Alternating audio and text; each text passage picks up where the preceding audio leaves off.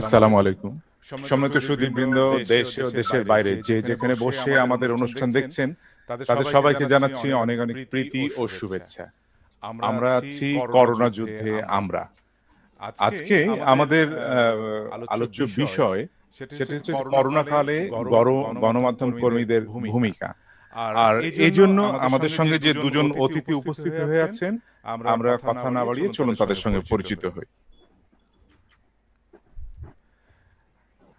আমরা সরাসরি আমাদের অতিথিদের সঙ্গে কথা বলি। আমাদের সঙ্গে আছেন কানাডা থেকে ডক্টর মঞ্জুর পারভেজ। মঞ্জুর পারভেজ, আসসালামু আলাইকুম। আসসালামু আলাইকুম এবং দেশি টাইমসের সকল দর্শকদেরকে আমার অভিনন্দন।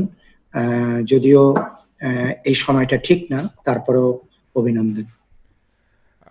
আমাদের সঙ্গে আরো উপস্থিত আছেন মালয়েশিয়া থেকে জনাব মোহাম্মদ পারভেজ, তিনিও পারভেজ, যিনি মালয়েশিয়া প্রেস ক্লাবের সভাপতি, একজন গণমাধ্যম কর্মী। পারভেজ ভাই, আসসালামু আলাইকুম। ওয়ালাইকুম সালাম। টাইমস 24 টিভির কামরুল কায়েস ভাই এবং ফারুক ভাই, সকল কলাকৌশলী এবং দর্শকদের সুপ্রিয় দর্শক মন্ডলী, আমরা সকলেই এই করোনা পরিস্থিতিতে দীর্ঘদিন ধরে আমরা একরকম ঘরবন্দি হয়ে আছি। তো আমরা আমাদের পরিস্থিতি আমরা মোটামুটি জানি। এরপরও আমরা চলে যাই যে দেশের বাইরে, কানাডাতে আছেন আমাদের ডক্টর মঞ্জুর ভাই। তো আমরা শুরুতেই সেখানকার করোনা পরিস্থিতিতে জেনে আসি এবং পরবর্তীতে তাদের সম্পর্কে জানবো। যে মঞ্জুর ভাই, আপনার সেখানে আপনি যদি একটু করোনা পরিস্থিতিটা নিয়ে একটু বর্ণনা করেন, আমাদের আমরা সে দর্শকরা সেই অপেক্ষায় আছে। সত্যি কথা বলতে, এই করোনা যে পরিস্থিতিটা, এটা কোনো দেশেই ভালো নয়। কানাডাতে সর্বমোট 1,09,999 জন টোটাল। এর মধ্যে মৃত্যু হয়েছে 8,848 আর রিকভার করেছে 96,914। কিন্তু আমি যে প্রভিন্সে আছি সেখানে গত 3-4 মাস আগেও অ্যাপ্রক্সিমেটলি 300 জন আক্রান্ত সংখ্যা ছিল, কিন্তু এখন তা কমে 100 কোঠায় নেমে এসেছে। আমি যদি একটা স্ট্যাটিস্টিক্স বলি, যেমন এপ্রিল 5-এ আক্রান্ত সংখ্যা ছিল 434, মে 5-এ 387, জুন 5-এ 344, আর জুলাই 15-তে সেটা এসে 111-তে নেমেছে। কারণ ওখানে আইন প্রয়োগ খুব কঠিন। যদি কেউ মাস্ক না পরে বের হয়, সেখানে অ্যাভারেজ $130 পুলিশ চার্জ করে। তো সেই জিনিসটা, মানে আমি যেটা বলতে চাচ্ছি যে আমরা যদি একটুখানি সচেতন হই, আমাদের ভিতরে যদি সতর্ক ইয়াটা থাকে 100 ভাগ, তাহলে এটাকে নিয়ন্ত্রণ করা সম্ভব। আপনি দেখেন, জুনের 5-এ 344 জন ছিল, 15-তে গত 2 দিন আগে সেটা 111-তে নেমে এসেছে। সো আমি মনে করি আমরা আমাদের যে সতর্কতা বোধ বা সচেতনতা বোধ, সেটা যদি আমরা ঠিক রাখতে পারি, করোনাকে মোকাবেলা করা কোনো প্রবলেমই না। আমি বিশ্বাস করি স্ট্রংলি, এবং আমার মনে হয় আপনারা সবাই এটার সাথে একমত হবেন। হ্যাঁ, তো এটাই আর কি। জি, আপনাকে অনেক ধন্যবাদ। আমরা এবারে চলে যাই সরাসরি মালয়েশিয়াতে। মালয়েশিয়া থেকে সেখানে আমাদের সঙ্গে যুক্ত হচ্ছেন SM পারভেজ। পারভেজ ভাই, একটু আপনি যদি মালয়েশিয়ার বর্তমান করোনা পরিস্থিতি সম্পর্কে আমাদেরকে জানাতেন। জি, ধন্যবাদ কায়সার ভাই। মালয়েশিয়ার করোনা পরিস্থিতি বর্তমান অবস্থায় খুবই ভালো, আর এখানে এরকম মৃত্যুর হারও নাই। এবং বর্তমানে যেমন গতকালকে মাত্র 18 জন নূতন শনাক্ত করা হয়েছে, কিন্তু গত পরশুদিন ছিল মাত্র 3 জন, গতকালকে হয়েছে 18 জন। 18 জনের ভিতরে ম্যাক্সিমামই মালয়েশিয়ার বাইরের লোক, যেমন প্রবাসীরা। অরিজিনাল মালয়েশিয়ারা খুব কম এখানে আক্রান্ত হইতেছে, এবং প্রত্যেক দিনই যারা বিগত দিনে যে আক্রান্ত ছিল তারা প্রত্যেক দিনই ভালো হইতেছে। মালয়েশিয়ার করোনা পরিস্থিতি খুবই ভালো। এখানে লকডাউন ছিল 30 তারিখ পর্যন্ত মোটামুটি। এখন শিথিল করে দিছে। আচ্ছা আচ্ছা, তাই আপনি একটা কথা বললেন যে মালয়েশিয়াতে আমার কথা কি শুনতে কষ্ট হচ্ছে? হ্যাঁ, একটু কম সাউন্ড। আচ্ছা ঠিক আছে।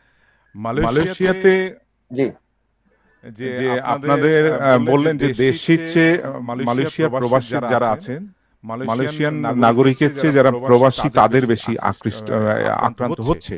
তো এই পার্থক্যটা কেন? আমরা কি সেখানে নিয়ম মানছি না বা এরকম কোনো ঘটনা?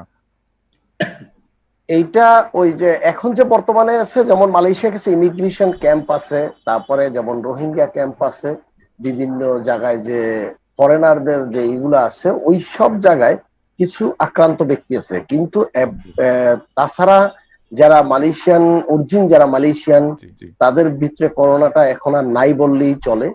এই এবং মানা আর না মানার ব্যাপারটা হলো যে অ্যাকচুয়ালি তো এটা অনেক কথা বলতে হয় যে বিগত দিনে যে করোনার সময় যেমন মালয়েশিয়ারা খুব কঠিন পরিস্থিতি করে দিছিল। যেমন প্রথম একটা তারা অ্যানাউন্সমেন্ট করেছিল যে 10 কিলোমিটারের বাইরে কেউ যেতে পারবে না ওই গাড়ি নিয়ে, যারা বাজার টাজার করার জন্য। তারপরে রেস্টুরেন্ট, হোটেল এখনো বন্ধ, অনেক হোটেল এবং রেস্টুরেন্ট এখনো বন্ধ আছে। আবার কিছু কিছু রেস্টুরেন্ট খুলছে যেগুলা এসওপি, মানে যে টেবিলটা 4 জন বসবে ওই টেবিলটা 1 জন বসতে পারবে, এবং যারা যাবে তারা টেলিফোন নাম্বার, নাম দিয়ে তারপরে তাদের ওই খাবার খাইতে বসতে হবে। এই সিস্টেমে তারা এখনো রাখছে। এবং যারা হোটেল যেগুলো আছে, 5 স্টার 3 স্টার যে হোটেল আছে, হোটেলগুলো আছে, এখনো অনেক হোটেল এখন পর্যন্ত ওপেন করে নাই। জি, আপনাকে ধন্যবাদ। সুপ্রিয় দর্শক মণ্ডলী, আমরা কথা বলছি দুজন গণমাধ্যম কর্মীর সাথে, যারা একজন আছেন মালয়েশিয়াতে এবং একজন আছেন কানাডাতে। তো আমাদের প্রবাসে গিয়ে যে আসলে গণমাধ্যমকে আঁকড়ে ধরে রাখা, এটা একটি বেশ কষ্টকর ব্যাপার। তো আমরা আসলে তাদের কাছে জানতে চাই, তাদের জীবন প্রবাহ জানবো, তাদের কিভাবে তারা গণমাধ্যমের সঙ্গে যুক্ত আছেন। আর আমরা তো প্রত্যেকেই বলে আসছি যে ফ্রন্টলাইন ফাইটারদের মধ্যে যারা ডক্টর আছেন, যারা আইন প্রণয়নকারী সংস্থা আছেন, তাদের সঙ্গে পাশাপাশি গণমাধ্যম কর্মীরাও একটা ব্যাপক ভূমিকা রাখছেন। তো আমরা আবার সরাসরি চলে যাই কানাডাতে। সেখানে আমরা একটু ডক্টর মঞ্জু ভাইয়ের সঙ্গে কথা বলি। যে মঞ্জু ভাই, আপনি প্রথম কবে, কতদিন আগে কানাডাতে গেলেন এবং কিভাবে সেখানকার গণমাধ্যমের সঙ্গে আপনি যুক্ত হলেন? ধন্যবাদ কায়েস ভাই। যদিও আমি কানাডা, কিন্তু মনে প্রাণে আমি একজন বাঙালি। আমার পরিচয় বাংলাদেশি। যেখানেই থাকি বাংলা আমার ভাষা। আমি সবসময় মুক্তিযোদ্ধাদের শ্রদ্ধা করি। ওই দায়বদ্ধতা থেকে আমি 1992-তে কানাডাতে যাই, ইংল্যান্ড থেকে। ওখানে আমার পড়াশোনা শেষ করে আমি কানাডায় যাই। তারপরে আমি চিন্তা করলাম যে আমার দেশের বাংলা ভাষাকে, এটা কিন্তু 6ষ্ঠ বৃহত্তম ভাষা বাংলা। আমি যদি বাংলা ভাষাকে যদি আমি প্রচার করতে চাই বা আমার ভাষা যেন সবাই দেখে, সেই কারণেই আমার মনে হলো যে টেলিভিশন মাধ্যমে আমি সেটা করতে পারি। যেহেতু আমি বেসিক্যালি একজন সফটওয়্যার ইঞ্জিনিয়ার এবং সেই সাথে আমি একজন কি বলবো, টিভির সাথেও কাজ করেছি, বিটিভিতেও কাজ করেছিলাম অনেক আগে। তো এইসবের দায়বদ্ধতা মাথায় রেখেই আমি শুরু করি আমার টেলিভিশন 2005-এ। তারপর থেকেই আমি চালিয়ে যাচ্ছি এবং নতুন প্রজন্মকে বাংলাটাকে শেখানো বা বাংলা নাটক, আমাদের চ্যানেলটা আমরা ফলো করি বিটিভিকে। ওখানে কোনো রকম বিদেশি কোনো ইভেন একটা ওয়ার্ডও ইউজ করা হয় না। সবকিছু 100% বাংলা ইউজ করি। আমার যে ক্রিয়েটিভ ডিরেক্টর আছে ইলোরা আমিন, এই ব্যাপারে সে যথেষ্ট মানে সজাগ। সো কোনোভাবেই বাংলা বাইরে কোনো ওয়ার্ড আমরা ইউজ করি না। শাড়ি ইজ ম্যান্ডেটরি, যেখানেই হোক, আমার রিপোর্টার হোক বা আমার যারা পারফর্ম করবেন। আমরা পুরো বাংলার যে সংস্কৃতিটা, সেটাই আমরা বিদেশের মাটিতে দেখাতে চাচ্ছি। সেটাই হলো আমার মূল যুদ্ধ কানাডার মতো জায়গাতে বসে। এটা নট এত ইজি, বাট করছি। যেমন আমার ছেলে টেকনিক্যাল সাইডটা দেখে, ও কিন্তু ওখানে জন্ম, কিন্তু তাকে বাংলা টোটালি ওইভাবেই এখন কিন্তু বাংলা বলে, বাংলা লিখতেও পারে, সে বাংলা বুঝেই কাজগুলি করে। হ্যাঁ, সো ওইভাবেই আমরা তৈরি করেছি। আমরা যদি প্রত্যেক ঘরের ছেলে মেয়েদেরকে যদি বাংলা আমরা শিখিয়ে দিতে পারি, বা এই টেলিভিশনকে যদি ইভেন আমার বাংলাদেশের নাটক এগুলা যখন দেখে তারা, হ্যাঁ, তারা যদি এগুলি উপলব্ধি করতে পারে, হ্যাঁ, তাইলেই কিন্তু আমাদের এই ইয়াটা সার্থক হবে। জি, আমরা আসবো আপনার ব্যক্তিগত জীবনে। আপনি একজন ইঞ্জিনিয়ার হয়েও কিভাবে আপনি গণমাধ্যম কর্মী, সেই বিষয়গুলো নিয়ে কথা বলবো। আমরা আবারও একটু মালয়েশিয়াতে চলে যাই। মালয়েশিয়া এস এম পারভেজ ভাই, যে পারভেজ ভাই, আপনার কাছেও ঠিক আমার একই প্রশ্ন, যে আপনি কিভাবে প্রবাসে গিয়ে এই গণমাধ্যমের সঙ্গে যুক্ত হলেন? ধন্যবাদ ইমরুল কায়সার ভাই। আমি 90 দশকের দিকে মালয়েশিয়াতে যাই।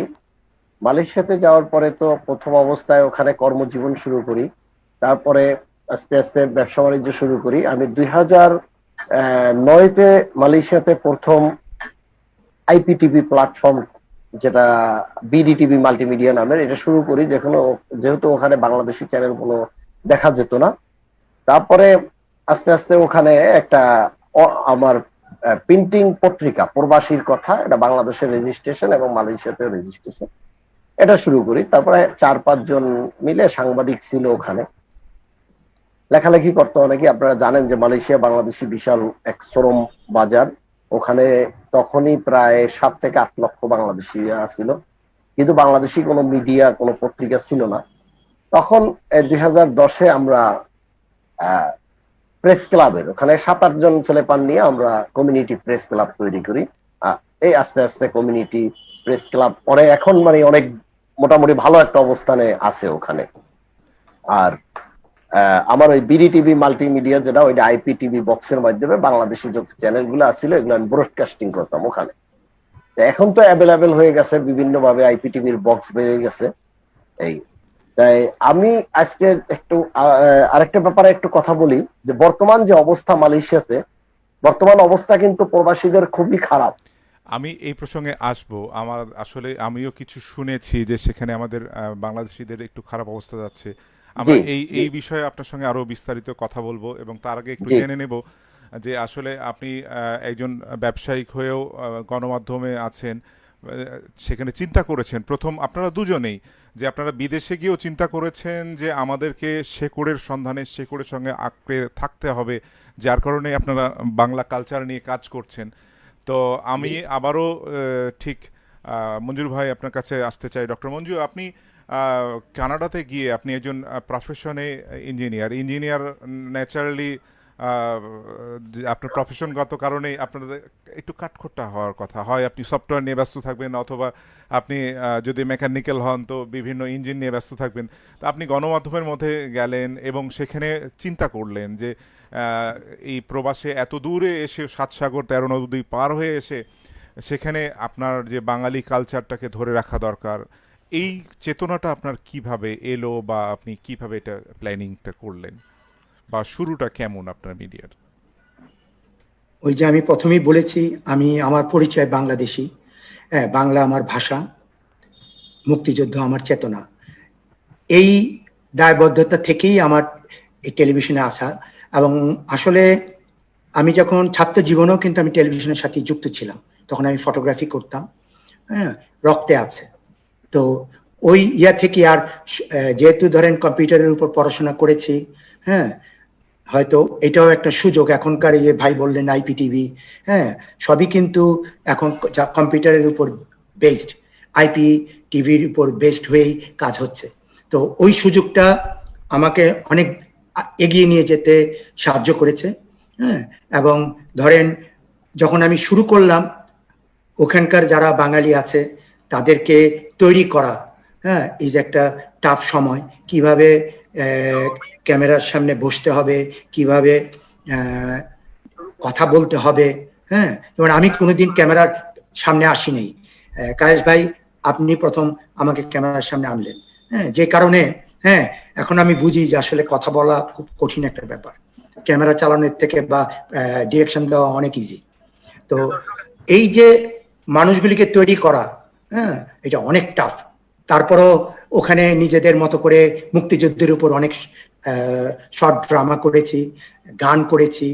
এগুলা করতে গিয়ে ওখানে স্ক্রিপ্ট আমাদেরকে তৈরি করতে হয়েছে, ওখানকার মানুষগুলাকে শিখিয়ে দাঁড় করিয়ে আমরা অনুষ্ঠান তৈরি করেছি। তো এই বাধা তো আছেই। হ্যাঁ, তারপরে আমাদের একটা কি বলবো যে ভালো দিক, কানাডা হচ্ছে মাল্টিকালচারাল কান্ট্রি। সরকারের দিক থেকেও অনেক সুযোগ সুবিধা পাওয়া যায় মাল্টিকালচারালের জন্য। আপনি যদি যে কোনো ভাষাভাষী তারা যদি নিজের ভাষাকে প্রমোট করতে চায়, সরকার এগিয়ে আসে। তো এই জিনিসগুলা অনেকটা সাহায্য করেছে। আমি বলবো যে আমার যে ক্রিয়েটিভ ডিরেক্টর বা আমার কো ডিরেক্টরও বলতে পারেন, ইলোরা আমিন, হ্যাঁ, she helps me quite a lot. আমার ছেলে, সেও আমাকে টেকনিক্যাল সাইডটা অনেক হেল্প করে। এখন যেমন ওইগুলি নিয়ে আমাকে মাথা ঘামাতে হয় না, কিন্তু প্রথম দিকে আমাকেই করতে হতো। যে কাজটা হয়তো এখন 1 ঘন্টায় করা সম্ভব, তখন 5 ঘন্টা লাগতো। ক্রোমাকিকে সিলেক্ট করা, সবকিছুতেই একটা প্রবলেম হতো। বাট তারপরেও যদি আপনার মনের জোর থাকে, আমার মনে হয় সবকিছুই করা সম্ভব। তো করেছি, এবং আল্লাহর রহমতে আরো ভবিষ্যতে আরো অনেক পরিকল্পনা আছে, সবই হয়তো আল্লাহর রহমতে হবে। জি, আমরা আবারও আপনার কাছে আসবো। পরবর্তী আপনার কাছে আমার যেটি প্রশ্ন থাকবে সেটি হচ্ছে যে প্রবাসে থেকেও প্রত্যেকটি গার্জিয়ানকে আপনি বলছেন যে আপনার সন্তানকে প্রথমে আপনি বাংলা শিক্ষা দিয়েছেন। তো শেকড়ের সন্ধানে আমি একটা কথা বলছিলাম যে কতটা আসলে তাকে দেশের সঙ্গে সম্পৃক্ত, দেশের ইতিহাস ঐতিহ্য জানানোর কতটা প্রয়োজনীয়তা আপনি বোধ করেন একজন অভিভাবক হিসাবে, একজন গণমাধ্যম কর্মী হিসাবে। এই সম্পর্কে আপনার কাছে একটু জানবো, বা আপনারা জাতীয় দিবসগুলো কিভাবে উপভোগ করেন, পিঠা পার্বণগুলো কিভাবে উপভোগ করেন, এই বিষয়গুলো জানবো। আমি একটু চলে যেতে চাই মালয়েশিয়াতে, এস এম পারভেজ ভাই। সেটি হচ্ছে যে আমরা আসবো করোনা পরবর্তী সময়, আমাদের যে মন্দা ভাবটা কাটিয়ে ওঠার জন্য আমাদের প্রবাসীদের প্রবাস থেকে আসা রেমিটেন্সের উপরে অনেকাংশে আমরা তাকিয়ে আছি। তো আপনি যদি বলতেন যে আসলে সেখানে এখন প্রবাসীদের কি অবস্থা, রেমিটেন্সের কি অবস্থা, এই বিষয়টা যদি বলতেন। পারভেজ ভাই মনে হয় একটু সংযুক্ত হয়ে গেছেন। আচ্ছা, আমরা সেটা দেখছি। আমরা পাশাপাশি একটু মঞ্জু ভাইয়ের সঙ্গে কথাটা এগিয়ে যাই, এরপরে আমরা আবার পারভেজ ভাইয়ের কাছে আসবো। মঞ্জু ভাই, সেটি বলছিলাম যে আপনি আসলে প্রত্যেকটা আমাদের অভিভাবককে তার সন্তানকে কতটা প্রয়োজনীয় যে তার শেকড়ের সন্ধানে তাকে বীজটা বপন করাটা কিভাবে উচিত বলে আপনি মনে করেন? এটা আচ্ছা পারভেজ ভাই, আপনার ছবিটা অফ হয়ে গেছে, আমরা একটু দেখছি। আমরা আবারও পারভেজ ভাইয়ের কাছে আসছি, আমরা একটু মঞ্জু ভাইয়ের সঙ্গে 2 মিনিট কথা বলে নিই। জি মঞ্জু ভাই প্লিজ। আমি মনে করি 100 ভাগই আমাদের সেটা করা উচিত। কারণ যারা বিদেশে ধরেন যেসব ছেলে মেয়ে বড় হচ্ছে বা ওখানে জন্ম হয়েছে, তারা তো ইংলিশ জানবেই।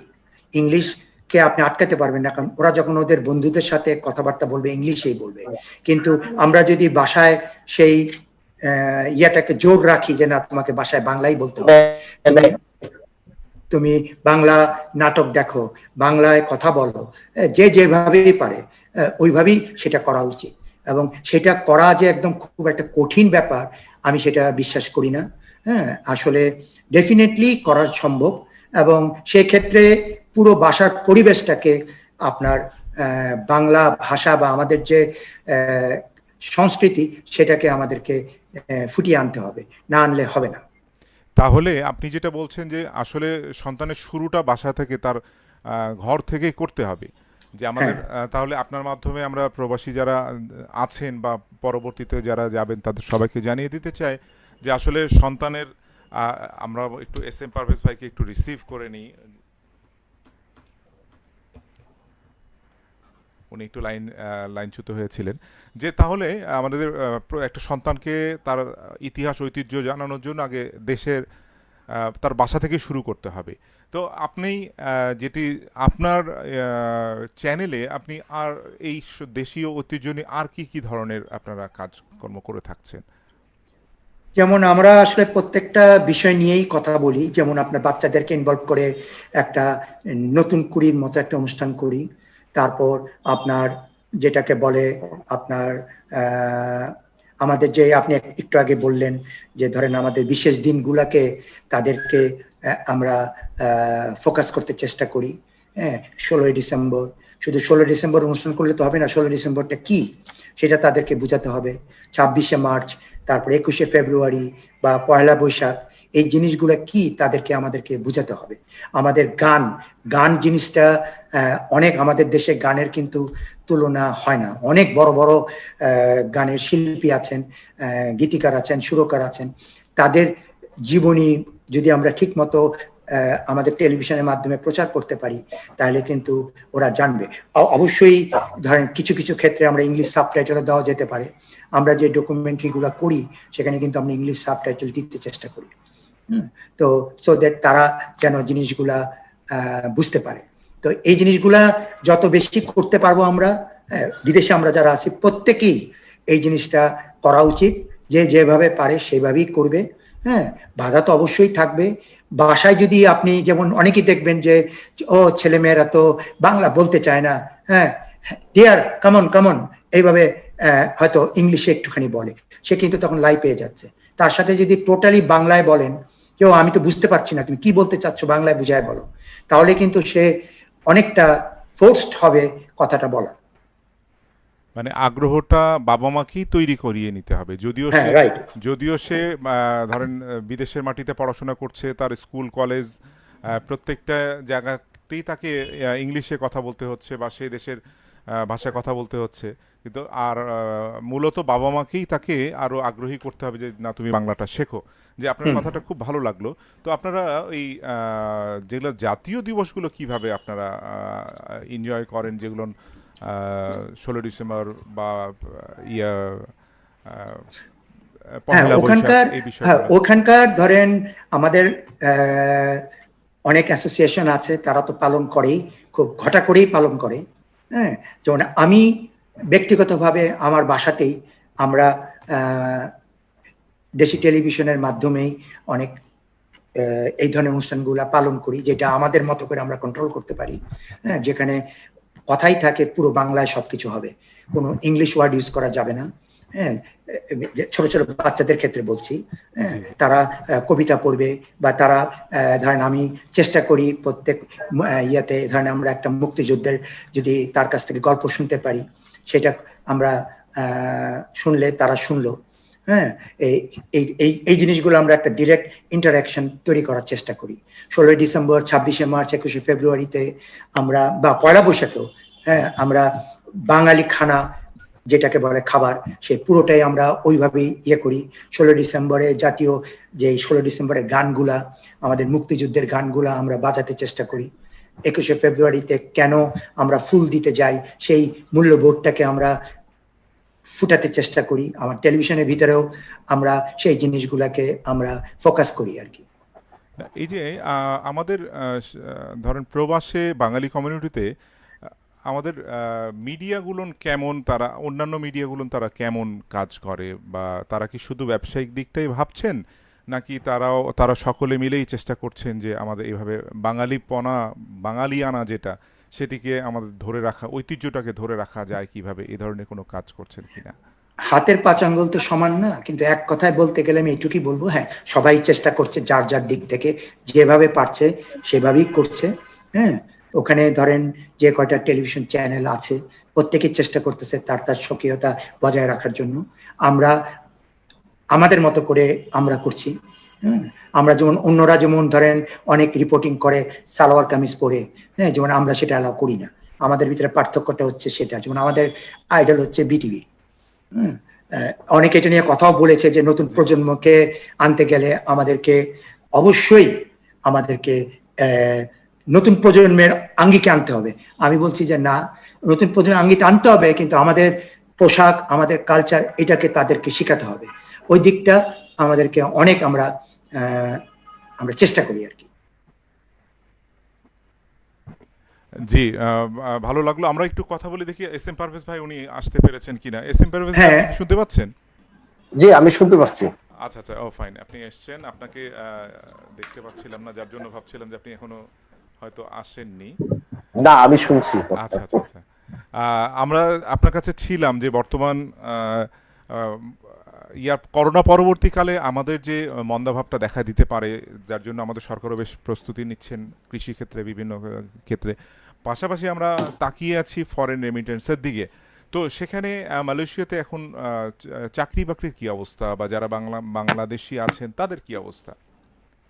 মালয়েশিয়াতে বর্তমান অবস্থা প্রবাসী বাংলাদেশিদের খুবই খারাপ অবস্থা। আর শুধু বাংলাদেশিদের আবার একটা সাইটে খারাপ অবস্থা, কিন্তু সকল প্রবাসী যে শ্রমিক যারা আছে এবং প্রবাসী যারা আছে সবারই খুব খারাপ অবস্থা, এবং মালয়েশিয়ানদেরও খুবই খারাপ অবস্থা, যেহেতু এখানে ওই রকম ভাবে অর্থনৈতিক যে একটা চাঙ্গা যে অবস্থা ছিল আছে করোনার 4 মাসের জন্য ব্যাপকভাবে ধস নেমেছে। এবং মালয়েশিয়া জানেন আপনারা ম্যাক্সিমামই হলো টুরিস্টের মানে একটা ভালো জায়গা, জি জি। কিন্তু টুরিস্ট টোটালি বন্ধ, যেহেতু এখন পর্যন্ত তারা ওইরকম ভাবে ফ্লাইট অপারেট করতেছে না, বিদায় টুরিস্ট আসতেছে না এই জন্য। আর বাংলাদেশি যারা এখানে ব্যবসায়িক আছে তাদের অবস্থাও মানে যারা সুপার মার্কেট বা বিভিন্ন জিনিস আছে তারা মোটামুটি একটা অবস্থায় আছে, কিন্তু রেস্টুরেন্ট, হোটেল বা আদার যে ব্যবসা বাণিজ্য করতেছে এদের অবস্থা খুবই খারাপ।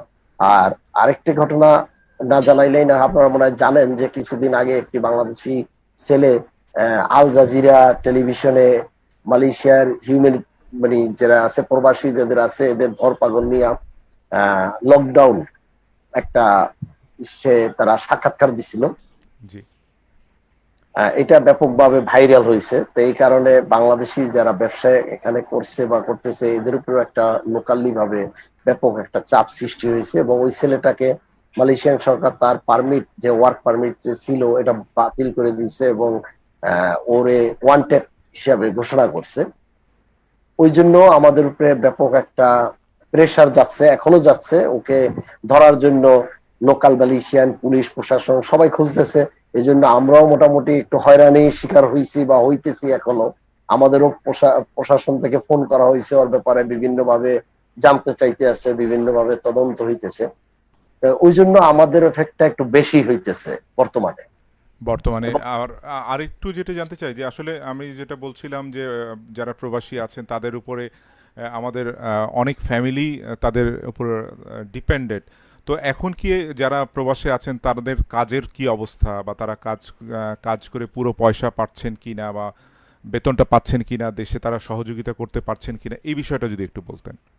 না, বর্তমানে মালয়েশিয়াতে কাজের অবস্থা খুবই খারাপ। অনেক লোক বেকার অবস্থায় আছে এবং কাজ পাইতেছে না, এবং অনেক লোক অবৈধ হয়ে গেছে, যেহেতু অনেকেই টাকার অভাবে পারমিট, আপনারা জানেন অনেকেই পারমিট করতে মালয়েশিয়াতে প্রায় 3 থেকে 3.5 হাজার রিঙ্গিত, মানে যেটা বলে বাংলাদেশি টাকার প্রায় 60-70 হাজার টাকা লাগে। জি। যারা বিভিন্ন ফ্যাক্টরিতে মানে মালিকের নামে পারমিট আছে কিন্তু সে অন্য জায়গায় সে চাকরি করতো, কিন্তু তার কিন্তু নিজের পারমিটটা রিনিউ করতে হবে নিজের পয়সা দিয়ে। অনেকেই টাকার অভাবে অনেকেই পারমিট রিনিউ করতে পারে নাই, এবং কিছু সংখ্যক লোক আছে যে তারা আবার পারমিট করতে দিয়ে প্রতারিত হয়েছে। এই জন্য অনেকে অবৈধ হয়ে গেছে। মালয়েশিয়াতে অনেক অবৈধ হয়ে গেছে, এবং আগেও কিছু অবৈধ ছিল। অনেকে মালয়েশিয়াতে ক্যাম্পে আছে। সব মিলিয়ে মালয়েশিয়া থেকে ওভাবে রেমিটেন্স বাংলাদেশে যাচ্ছে না বর্তমান অবস্থায়। আর অনেক লোকেরই কাজ নাই, বেকার অবস্থায় তারা হতাশাগ্রস্ত অবস্থায় মালয়েশিয়াতে আছে। তার উপরে আবার এই ঘটনাটা ঘটলো যে একটা ব্লেম, মানে ওই ছেলেটার কারণে বাংলাদেশিদের উপরে একটা ব্লেম। এই জন্য অনবরত মানে একটা প্রেসারের ভিতরে বাংলাদেশি মালয়েশিয়ায় যারা আছে বাংলাদেশি প্রবাসীরা প্রেসারের উপরে আছে তারা। না, আসলে যে বিষয়টি হচ্ছে যে আপনারা যারা আগে গিয়েছেন, আমি আরো অনেকের সঙ্গে কথা বলেছি প্রবাসে, তো বেসিক্যালি যারা প্রথমে গিয়ে ভালো কিছু করেন তারা একসময় রিপ্রেজেন্টেটিভ টাইপের হয়ে যায়, যে আপনাদের ভালো ব্যবহারের কারণে পরবর্তী আরও বাংলাদেশ থেকে সেখানে আরও ম্যান পাওয়ার যাওয়ার সুযোগ তৈরি হয়ে যায়। আবার যদি কেউ সেখানে পক্ষান্তরে খারাপ কিছু করে থাকে তার ব্লেমটা পুরো দেশের, পুরো জনগণের প্রতি চলে আসে। আপনারাও ঠিক মালয়েশিয়াতে সেই অবস্থায় এসেছেন। আমি আবারও মালয়েশিয়া প্রসঙ্গে আসছি, আমরা একটু আবারও একটু যেতে চাই কানাডাতে। ডক্টর মঞ্জু ভাই, সেটা হচ্ছে যে কানাডাতে আপনার এই করোনাকালীন সময়ে আপনাদের যারা বাঙালি কমিউনিটিতে আছেন, যারা সেই কমিউনিটির কি অবস্থা একটু যদি আমাদের বলতেন। এখন অনেকটা নিয়ন্ত্রণে আছে। এই জন্য বলছি, যেমন মাঝখানে একটা সিচুয়েশন হয়েছিল, যেমন এই লন্ডন ইংল্যান্ড থেকে একটা গ্রুপ টরন্টোতে গিয়েছিল একটা সেমিনারে আয়োজন করেছিল। ওখানে সব বাঙালিরা গিয়েছিল এবং ওই সেমিনারে যাওয়ার পর ওখানে অধিকাংশ বাঙালি এফেক্টেড হয়ে গিয়েছিল।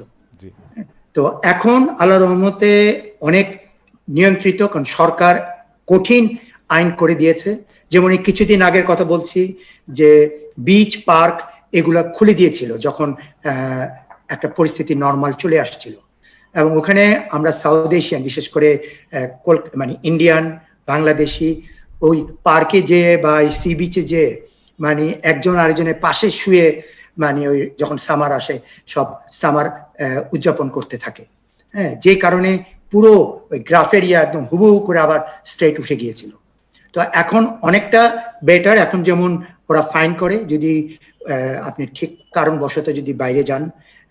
এটা যেমন এখন আমি যেই সিটিতে থাকি বা আমার টেলিভিশন যেই সিটিতে এস্টাবলিশড, ওই সিটির একটা খুব ভালো হচ্ছে এই গত সপ্তাহে মানে একদম ডিক্রিজ হয়ে 10-এ নেমে আসছে, একদম নাই ধরতে গেলে। এবং গত পরশু দিনের ঘটনা যে আমাদের যে মেয়র বনি ক্রম্বল, উনি যেটা ডিক্লারেশন দিয়েছে যে মানে কোন রকম আর আক্রান্ত হয়নি, নতুন কোনো আক্রান্ত হয়নি।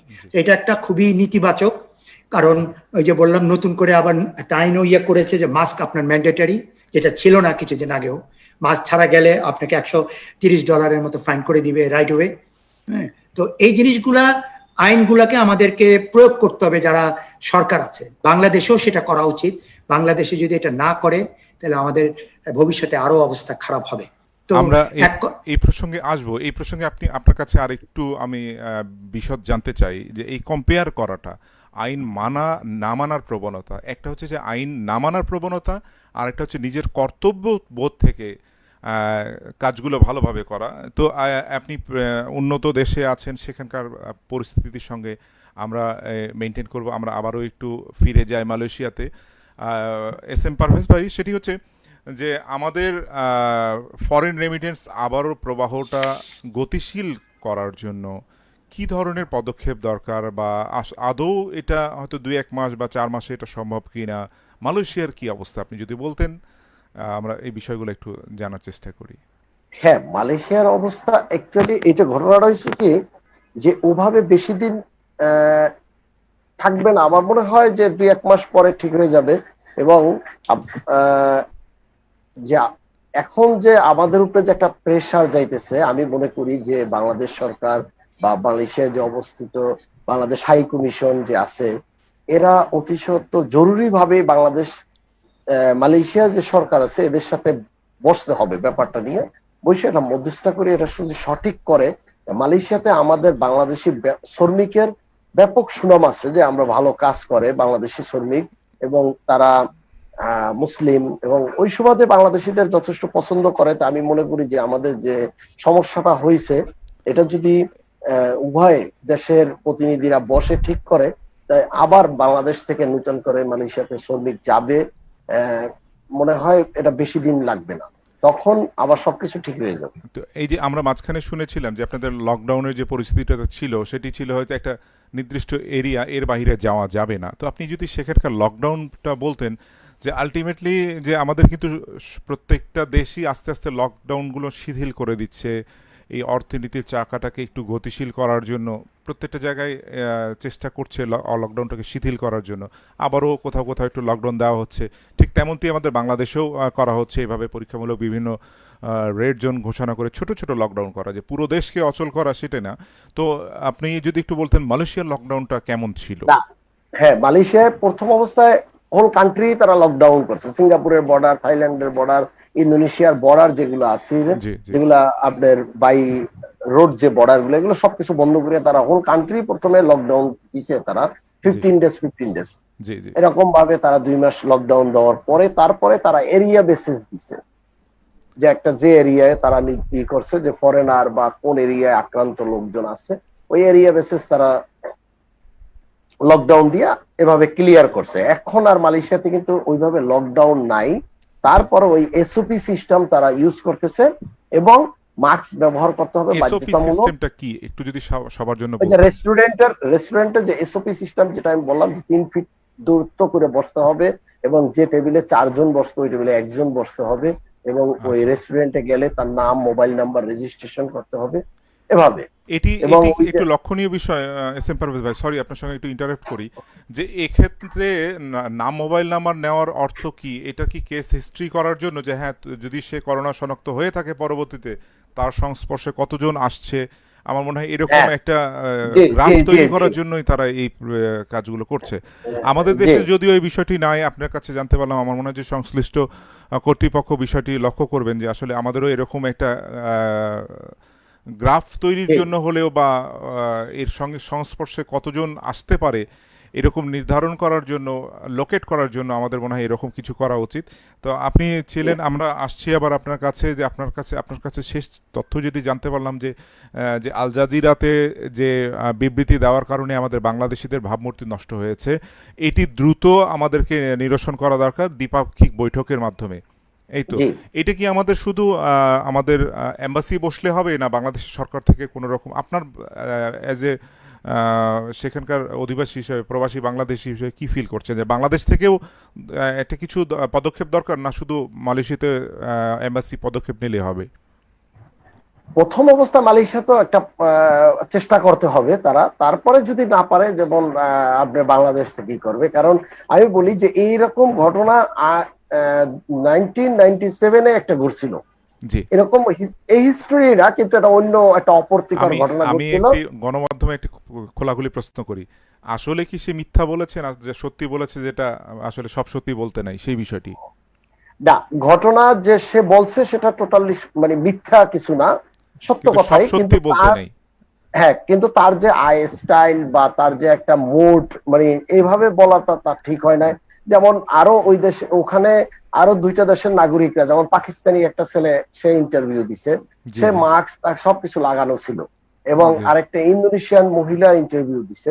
কিন্তু আমাদের যে বাংলাদেশি ছেলেটা ইন্টারভিউ দিছে, সে আবার ইন্টারভিউর পরে তার ফেসবুকে সে দিছে যে সামথিং কামিং এন্ড সুন, মানে মোটামুটি সে একটা ভাব যে মুই কি হনুরে, ঠিক আছে, এই মুই কি হনুরে, মানে এই ব্যাপারটাই মনে করেন যে আমাদের আজকে একটা এই সবার ভাবমূর্তি সমস্যা, মানে মালয়েশিয়াতে যারা আছে সবাই একটা প্রেসার ক্রিয়েট এবং সমস্যায় আছে। যেমন মানে অনেকেই আমাদের যারা কমিউনিটির অনেক নেতৃবৃন্দ, তারপরে কমিউনিটির অনেক বড় বড় যারা ব্যবসায়িক, যারা এস্টাবলিশ বিজনেস করছে, অনেকেই মালয়েশিয়ান কষ্টে আছে। জি, আমরা আসছি আবারও আছি, এবং অনেকেই একটা টেনশনে আছে যে কোনো মুহূর্তে মালয়েশিয়ান জানেন যে ইমিগ্রেশন পুলিশ এরা যে কোনো মুহূর্তে একজনের তদন্ত সাপেক্ষে ডাইকে নিতে পারে।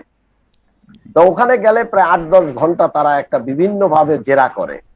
হ্যাঁ, একটা মানে একটা উদ্ঘাট ঝামেলা যেটা বলে, এই একটা কারণেই আমরা পড়লাম। আর আমার কথা হলো যে সবসময় সব কথা বলতে নাই, আর বলতে হলেও টেকনিক্যালি অবলম্বন করতে হবে।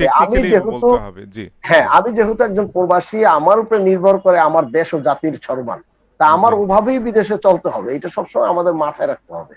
জি, আপনাকে ধন্যবাদ। আমরা আবারও আপনার কাছে আসবো। আমরা প্রায় অনুষ্ঠানের শেষ পর্যায়ে চলে এসেছি। আমরা একটু আবারও কানাডা থেকে ঘুরে আসি। যদিও তথ্য প্রযুক্তির বাংলাদেশে আমরা অবাধ তথ্য প্রযুক্তি হয়তো বা করোনাকালে আমাদের অনেক সহযোগিতা করেছে, যার কারণে আমরা এই সরাসরি কানাডা, মালয়েশিয়া, বাংলাদেশ কথা বলতে পারছি। পাশাপাশি গ্রামের প্রত্যন্ত গ্রাম পর্যন্ত আমাদের তথ্য পৌঁছিয়ে যাচ্ছে। তো আমরা একটু চলে যাই আমাদের কানাডাতে। সেটি হচ্ছে যে মঞ্জু ভাই, আমি সবশেষে আপনার কাছে একটু জানতে চাই, সেটি হচ্ছে যে কানাডার কোন প্রসেসটা বা কোন পদ্ধতিটা আপনার কাছে ভালো লেগেছে, যার কারণে দ্রুত এই মহামারীটাকে আপনাদের কানাডা গভর্নমেন্ট টেকেল দিতে পেরেছেন? কোন পদ্ধতিটা আপনার কাছে ভালো মনে হয়েছে, বা যেটা সফল পদ্ধতি মনে হয়েছে?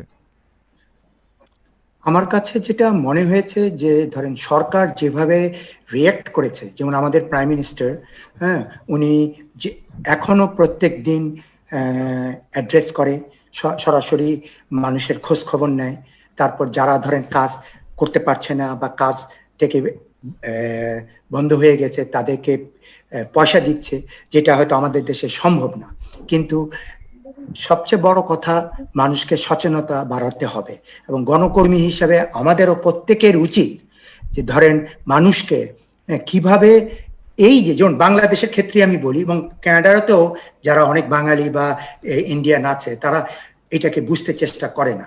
হ্যাঁ, জিনিসটাকে বুঝাতে হবে কেন এই মুহূর্তে, আসলে এই মুহূর্তে জীবনটা প্রথম, মানে রোজগার বা পয়সা এগুলি অনেক সেকেন্ডারি ব্যাপার।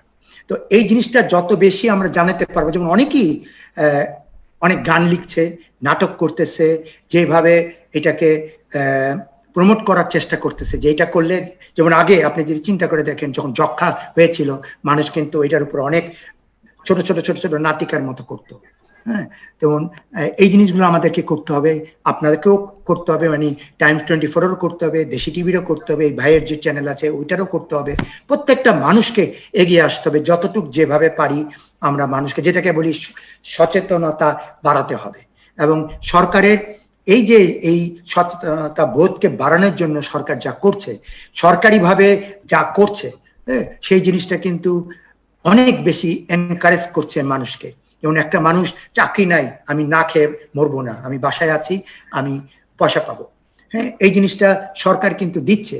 যেমন 2 দিন আগে আমাদের যে সিটি মিসিসাগা, ওখানে যে মেয়র, তাকে প্রভিন্সিয়াল গভর্নমেন্ট এবং ফেডারেল গভর্নমেন্ট কয়েক মিলিয়ন ডলারের উপরে, কত মিলিয়ন আর কি, অনেক মিলিয়ন, আমি ঠিক এক্সাক্ট নাম্বারটা মনে নেই, হ্যাঁ, তারা অনুদান দিয়েছে ওই নতুন করে রিস্ট্রাকচার করার জন্য এই চাকরি বাকরি এগুলাকে। এবং এটা কিন্তু একটা মারাত্মক বড় একটা ব্যাপার, কারণ আপনি যখন একটা ঘর ভেঙে যাবে, আপনাকে কিন্তু ঘরটাকে তৈরি করতে হবে, তৈরি করলে না মানুষ থাকতে পারবে। এটার জন্য ধরেন আমার ঘর ভেঙে গেছে ঝড়ে, আমি পারবো না, আপনার পয়সা আছে বা আপনি সরকার, আপনি যদি আমাকে প্যাট্রোনাইজ করেন তাহলে আমি কিন্তু সেটা করতে পারবো। তো এই জিনিসটা কিন্তু হওয়া খুবই জরুরি, এবং করছে ক্যানাডিয়ান সরকার, জান প্রাণ দিয়ে করছে। সেই জন্য আমাদের প্রাইম মিনিস্টারকে আমি যথেষ্ট স্যালিউট দেই, আমাদের যে প্রভিন্সিয়াল লিডার তাদেরকেও আমি কৃতজ্ঞতা জানাই, আমাদের মেয়র যেভাবে এটাকে হ্যান্ডেল করছে, অন্যান্য সিটির মেয়ররাও তাই করছে, প্রত্যেককেই প্রতি আমার সেই স্যালিউট আছে। এবং ঠিক এখান থেকে আমরা কিন্তু দেখেন একটা জিনিস, বিদেশের কিছু একটা হলে, গান বলেন, নাটক বলেন, আমরা কিন্তু চুরি হোক বা ফলো হোক আমরা আমাদের দেশে করছি। এই জিনিসগুলো কেন আমরা নিতে পারছি না? এই জিনিসগুলোকে ভালো জিনিসগুলো কেন নিতে পারছি না? হ্যাঁ, কেন আমরা নিতে পারছি না? এগুলা কিন্তু আমাদেরকে করতে হবে। হ্যাঁ, যেমন সাধারণ মানুষ, বাংলাদেশে কিন্তু মানুষ না খেয়ে মারা যাচ্ছে যদি চাকরি বাকরি না করে, কিন্তু ওদের ভিতরে যদি আমরা সচেতনতা বুঝাতে পারি, আর যদি না হয় আমরা আইন প্রয়োগ করি, আইন প্রয়োগ করলে সরকার কিন্তু চাইলেই করতে পারে এটা। হ্যাঁ, কিন্তু যদি সরকার চুপ করে বসে থাকে, যেমন যে মসজিদ খুলে দিল, মসজিদটা খোলা কোনো মতেই উচিত হয়নি, এবং এরপরে কিন্তু অনেক রিয়াকশন হয়েছে। আমি কোন ধর্ম বিরোধী কথা বলছি না। কিছুদিন যেমন আমি যতটুকু শুনেছি, ভাই বলতে পারবে, মালয়েশিয়াতে বোধহয় এখন বাইরে থেকে কাউকে, এই যে যেমন ঈদ হবে, কোরবানি ঈদ, কাউকে ইয়ে করতে দিচ্ছে না। সৌদি আরব হজ বন্ধ করে দিয়েছে। হ্যাঁ, তো এই জিনিসগুলো কিন্তু আমাদেরকে করতে হবে। ধর্ম তো অবশ্যই আমরা পালন করব, কিন্তু মসজিদে গিয়েই নামাজ পড়তে হবে সেটা তো দরকার নেই। জি, আসলে বিষয়টা হচ্ছে ভাই, আমরা আপনার কাছে আরো একটু বিষয়টা আমরা একসঙ্গে একটু আলোচনা করে নিই, যে সরকার, তিনি কিন্তু সরকার থেকে আমাদের অনেক কিছুই নীতি নির্ধারণ করে দিচ্ছেন, অনেক কোনো পথ বাতলিয়ে দিচ্ছেন, কিন্তু আমরা যদি নিজেরা সচেতন না হই, সরকার কখনো একা আসলে এটা ট্যাকেল দিতে পারবে না। এটা একটা পৃথিবীময় মহামারী। এরপরও আমরা মধ্যমায়ের দেশ যেখানে পৌঁছেছিলাম, সেই জায়গাটা ধরে রাখার জন্য আমাদের আরও কাজ করতে হবে, আমাদের এগিয়ে যেতে হবে। আপনারা প্রবাসী বাংলাদেশি ভাইরা আছেন, আপনারাও সেখান থেকে আমাদের এই গণমাধ্যম কর্মী আছেন, আপনারা এই বিভিন্ন উপদেশ দিয়ে বিভিন্ন অনুষ্ঠান করে সহযোগিতা করবেন। এস এম পারভেজ ভাই, আপনার কাছে একটু সবশেষে আসতে চাই যে মালয়েশিয়ার কোন টেকনিকটা ছিল যেটি, আমি ঠিক সেম প্রশ্ন, যে তারা দ্রুত সেই ইয়াটাকে কাভার আপ করতে সক্ষম হয়েছে এই মহামারীটাকে? জি, ধন্যবাদ। আমি মঞ্জু ভাইয়ের সাথে একমত। যেমন মালয়েশিয়াতে আপনি মানে শুনছেন কিনা আমি জানি না, যে মসজিদ যে টোটালি কিন্তু বন্ধ করে দিছিল মসজিদ, তারপরে আবার তারা স্টেপ বাই স্টেপ, যেমন মসজিদ খুলছে, ওখানে এত ডিস্টেন্স বাই মানে 3 ফিট ডিস্টেন্স করে বসতে হবে, তাতে কতজন বসতে হবে? 20 জন। তাহলে 20 জন নামাজ পড়লে তারা আগে নাম লিখে আসতে হবে। তারপরে আপনার বাংলাদেশি মানে ফরেনার, শুধু বাংলাদেশি না, ফরেনার যারা আছে টোটালি মসজিদে যাইতে পারবে না, এটা মন্ত্রী ডাইরেক্ট ঘোষণা দিয়ে দিচ্ছে। ঠিক আছে, এইভাবে আস্তে আস্তে তারা স্টেপ স্টেপ, গত সপ্তাহে তারা ঘোষণা দিয়েছে জুম্বা নামাজের সময় সবাই যাইতে মানে যেতে পারবে। তাই এই যে এইভাবে একটা করছে তারা মসজিদের সাইডটা, দ্বিতীয় আরেকটা আছে যে যে কোরবানি, তারা কিন্তু টোটালি এবার নিষেধ করে দিচ্ছে যে কোরবানি এবার ওইভাবে হবে না। কারণ যে কোরবানির টাকা যদি কেউ দিতে চায় গরিবরা দিতে পারবে, বা তারাও একটা ডোনেশন সেন্টার রাখছে যে ওখানেও দিতে হবে, যে এখন আমরা গরু কাটলেই যে আমরা সওয়াব হবে, হ্যাঁ, আর ওখানে যে সাহায্য দিলে সওয়াব হবে না, এটা কিন্তু তারা ওইভাবে করে নাই। তারা বলছে যে না, কোরবানির জন্য যে ঐক্যবদ্ধ ভাবে আপনারা গ্রামে যাইতে হবে, সব এক জায়গায় গ্যাদারিং করতে হবে, তাতে কি হতে পারে যে ভাইরাস সংক্রমণটা আরো বাড়তে পারে, এই জন্য তারা এই সিস্টেম করছে। তারা একবার কিন্তু কোরবানিতে কেউ গ্রামে যেতে পারবে, এভাবে তারা এই টেকনিক্যালি ইউজ করছে। কিন্তু বাংলাদেশের মানুষ আমি মাঝে মধ্যে একটা কথা বলি, রাগ করবেন না, যে আমাদের ভিতরে শিক্ষা জ্ঞান মানে অক্ষর জ্ঞান যতটুকুই আছে, আমাদের মধ্যে সামাজিক শিক্ষা মানে খুবই নগণ্য। মানে আমরা অনেক কিছু বুঝি, কিন্তু সামাজিক যে একটা শিক্ষা, মাস্ক পড়তে হবে, একসাথে দাঁড়াইয়ে কথা বলা যাবে না, কিন্তু দেখা গেছে বাংলাদেশের বিভিন্ন মিডিয়ার মাধ্যমে দেখি যে এক সিগারেট দুইজনও খাইতেছে। আবার কেউ বলতেছে যে না, আল্লাহ সেভ করবে। আরে বাবা, আল্লাহ তো তোমার সেভ থাকতেই বলছে। এখন যে মসজিদে যে একসাথে গ্যাদারিং করে করলে যে তুমি সবাই আগে চলে যাবা, আমি যেতে পারবো না, সেটা আমি তো ঘরের ভিতরে বসেও আমি নামাজ পড়তে পারি, আমি কথা বলতেছি, আমার ভিতরে দিলের ভিতরে জিকির হইতেছে, এভাবে তো কথা বলা যায়। এখন কথা হলো যে না, আমরা যে আমাদের যে সরকার ঘোষণা দিয়েছে লকডাউন, কিসের লকডাউন? দরজার ফাঁক দিয়ে যায়, মানে বাঁশের বেড়ার নিচ দিয়ে যায়। তাহলে এইভাবে তো সরকার আপনার কোন রকম তো ঠেকানোর কোনো রাস্তা নেই। আপনারা যথার্থই বলেছেন যে আসলে আমিও ঠিক একই কথাটা বলছিলাম, যে আপনাদের দুজনকে ধন্যবাদ যে আমাদের ছোট ছোট ভুলগুলো আপনাদের চোখে ফুটে উঠেছে, আপনাদের চোখ দিয়ে আমরা দেখতে পেলাম যে আসলে লকডাউন আমরা এলাকা করছি, কিন্তু আপনি যে পারভেজ ভাই বললেন যে হ্যাঁ আমরা বাঁশের ফাঁকা দিয়ে বেরিয়ে আসছি, তাহলে লকডাউনটা আসলে কী ধরনের লকডাউন হলো। তো আমরা সর্বশেষে আমরা আপনাদের দুজনকে আবারও ধন্যবাদ জানাই যে আপনাদের এই তো চির সত্য কিছু কথা, কিছু প্রসঙ্গ সরাসরি দেখিয়ে দেওয়ার জন্য। আর আমরা দুঃখ প্রকাশ করছি যে মালয়েশিয়াতে একজন প্রবাসী বাংলাদেশির জন্য আপনারা সবাই কষ্টে আছেন। আমরা আশা করছি যে জি আমি একটু কথা বলতে চাই আপনার এই টাইমস 24 এর মাধ্যমে, যেহেতু আমি কানাডা বা ওই আমেরিকা বলেন, ইউরোপ বলেন, ওই সেক্টরের সাথে মালয়েশিয়া, কাতার, সৌদি আরব এই সাইড মিলাইলে চলবে না, যেহেতু আমাদের মালয়েশিয়াতে এখনো 1.2 মিলিয়নের ওভার মানে আমরা শ্রমিক আছি। এখন এখান থেকে কিন্তু বিশাল একটা রেমিটেন্স যাইতো, এখন এখান থেকে কিন্তু অনেক লোক দেশে চলে যাইতেছে বিভিন্ন কারণে, সৌদি আরব থেকে আসছে। তা আমি টাইমস 24 চ্যানেলের মাধ্যমে আমি সরকারের বলতে চাই যে এই কথাটাই, যে আমরা যেহেতু প্রবাসে আইসা বিভিন্ন এক্সপিরিয়েন্স, বিভিন্ন জিনিস, যেমন আমার এই মিডিয়ার পাশাপাশি আমার একটা রেস্টুরেন্ট আছে, বিশাল ফেমাস রেস্টুরেন্ট ছিল রসনা বিলাস, হ্যাঁ, এই লকডাউনের কারণে বন্ধ, মানে ব্যবসা বাণিজ্য খুব খারাপ হয়ে গেছে। এভাবে আরো অনেক প্রবাসী ভাই ব্রাদারের, কেউ ওয়ার্কশপ, কেউ মেকানিক্যাল ডিপার্টমেন্টের, অনেক কিছু বন্ধ হয়ে গেছে, অনেক প্রবাসী দেশে যেতেছে। তা আমি বিশেষ করে সরকারের অনুরোধ করব যে প্রবাসী যারা দিতেছে তাদের সহজ শর্তে 5 হইতে 10 লক্ষ টাকার যদি সহজ শর্তে কম ইন্টারেস্টে লোন দিয়ে তাদের যদি এসএমই স্মল ইন্ডাস্ট্রি কোনো বিজনেসে তাদের খাটানো যায়, তাহলে আমার মনে হয় যে দেশে আমাদের আরো এই যে প্রবাসী যারা যাইতেছে এরা বেকার থাকবে না, তারা সবাই একটা কর্মসংস্থানে তাদের ব্যবস্থা হবে, তাদের ফ্যামিলি নিয়ে এবং পরিবার নিয়ে তারা বিদেশের মতনই দেশে ভালো অবস্থায় থাকতে পারবে। এবং আমি মনে করি যে অনেক বাংলাদেশি আমরা যারা প্রবাসী আছে তাদের অনেক বুদ্ধি, অনেক জ্ঞান, অনেক কিছু এক্সপিরিয়েন্স হয়েছে আমরা বিদেশে এসে যেটা বাস্তব, এইটাই আমরা দেশে খাটাইয়া দেশের প্রধানমন্ত্রীর সাথে আমরাও উন্নয়নের একাত্তা ঘোষণা করতে পারবো, আমরাও দেশে যে আমরা বসে থাকা দরকার নাই। আপনাকে ধন্যবাদ, আপনার কথার মাধ্যমে বেশ কিছু গুরুত্বপূর্ণ অধ্যায় চলে এসছে। আমরা আশা করছি সংশ্লিষ্ট কর্তৃপক্ষ আমাদের এই ছোট্ট গণমাধ্যমের মাধ্যমে তাদের কাছে পৌঁছিয়ে যাক, যেহেতু এখন তথ্য প্রযুক্তির যুগ, যত দিন যায় তত ভিউয়ার্স বাড়তে থাকে, এই আমরাও আশা করছি দিনের পর দিন এইটার আরও ভিউয়ার্স বাড়ুক, আরও এটা পৌঁছে যাক। তো আমি সর্বশেষ ডক্টর মঞ্জু ভাই আপনার কাছে আসতে চাচ্ছি যে আপনি যদি ছোট করে আমাদের দেশের উদ্দেশ্যে কিছু বলতেন, আমাদের জনগণদের উদ্দেশ্যে কিছু বলতেন, এই মহামারীটাকে আমরা কি করে মোকাবেলা করতে পারি, একদম ছোট্ট কথায় 30 সেকেন্ডে যদি আমাদেরকে বলতেন। আমি একটা কথাই বলবো, আমরা প্রত্যেকের হাতকে ধরতে হবে, বিশ্বাস রাখতে হবে নিজের উপর, অন্যের উপরও বিশ্বাস রাখতে হবে। আমরা স্বাধীনতা যুদ্ধের সময় যখন যেভাবে আমরা একে আরেকজনের হাত ধরে এগিয়ে গিয়েছি, এটাও আরেকটা যুদ্ধ। এই যুদ্ধেও আমাদেরকে একে আরেকজনের হাত ইয়ে করে এগিয়ে যেতে হবে। বিশেষ করে যারা গরিব বেশি তাদেরকে সাহায্য করতে হবে যেন ওরা খেয়ে বাঁচতে পারে। হ্যাঁ, কারণ ওদেরই কিন্তু সবচেয়ে বেশি কষ্ট, আমাদের থেকে বেশি। আমরা অ্যাটলিস্ট ঘরের ভিতরে 2 বেলা খেতে পারছি, কিন্তু ওদের কিন্তু সেইটা নাই, যে রিক্সা চালায় বা যে ছোটা কাজ করে বা অন্যান্য যে কাজ করে। এই জিনিসটা আমাদেরকে মেক করতে হবে আর নিজেদেরকে সচেতন হতে হবে। এই যে ভাই যেটা বললো যে ডিস্টেন্স মেনটেন করে থাকতে হবে, আল্লাহর উপর সব ছেড়ে দিলে হবে না।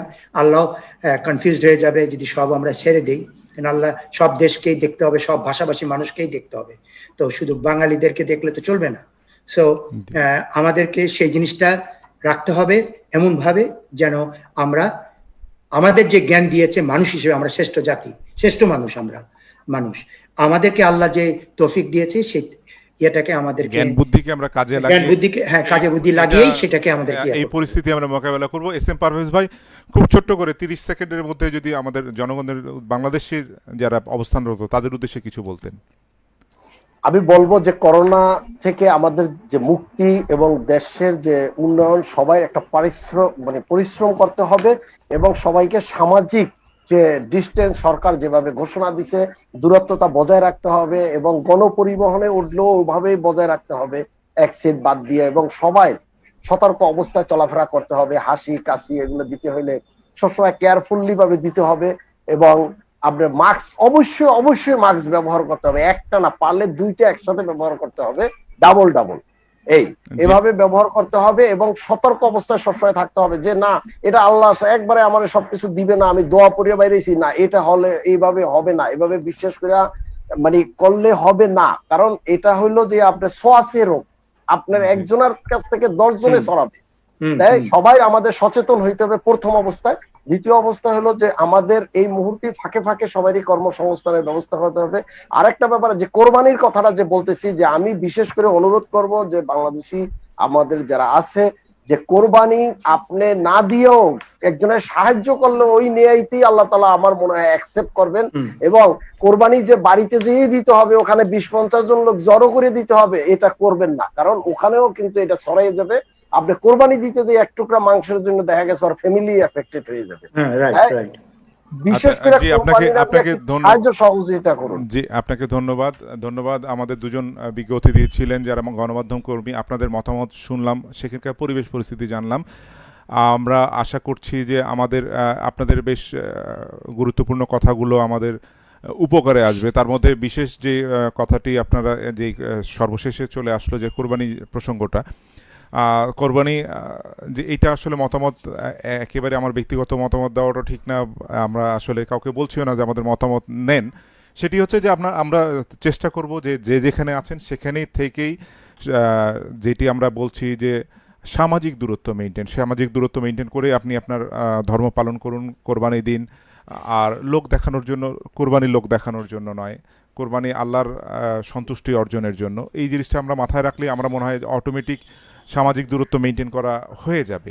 তো দুজন অতিথি, আপনাদের অনেক ধন্যবাদ। আপনাদের সঙ্গে হয়তো আবারও কোনো অনুষ্ঠানে আমরা একসঙ্গে কথা বলবো। যে আপনাদেরকে ধন্যবাদ। 24 চ্যানেলের দর্শক এবং কলাকৌশলী সবাইকে ধন্যবাদ জানাই। মালয়েশিয়া প্রবাসীদের পক্ষ থেকে আমি এস এম রহমান পারভেজ। সালাম আলাইকুম। আমিও কানাডার বাংলাদেশি ভাইদের পক্ষ থেকে, ভাই বোনদের পক্ষ থেকে, টাইমস 24 কলাকৌশলী, আপনি আমাকে সামনে নিয়ে আসছেন, এটার জন্য আপনাকে থ্যাংক ইউ আবারও। তো যাই হোক, টাইমস 24 কে অনেক ধন্যবাদ।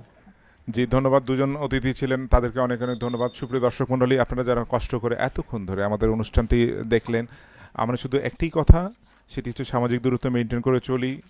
আমরা আমাদের এই দুঃসময়কে আমাদের মোকাবেলা করতে হবে। সবশেষ যে কথাটি, যেটির উত্তর আসলে আমরা এর আগেও চেষ্টা করেছি পাওয়ার জন্য, সেটা পাইনি, বা আমরা নিজেরাও ব্যক্ত করতে পারিনি, যে আসলে করোনাকালে আগে জীবন না জীবিকা, দুটোরই প্রয়োজন আছে। কিন্তু তাই বলে আমরা ধরাকে সরাগান করব না, এমন নয়। সামাজিক দূরত্ব মেনে চলি, সরকার যেভাবে বলেছে আমরা সেভাবে চলার চেষ্টা করি। আমরা আশা করছি যে এই পরিস্থিতি একদিন ফিরে আসবে, একদিন আবারও আমরা সেই আগের মতোই হেসে খেলে চলতে পারবো, আমাদের কাজকর্ম করতে পারবো। সে পর্যন্ত ভালো থাকুন, সুস্থ থাকুন, এই কামনায়। আল্লাহ হাফেজ। দাম দিয়ে কিনেছি বাংলা, কারোর দানে পাওয়া নয়।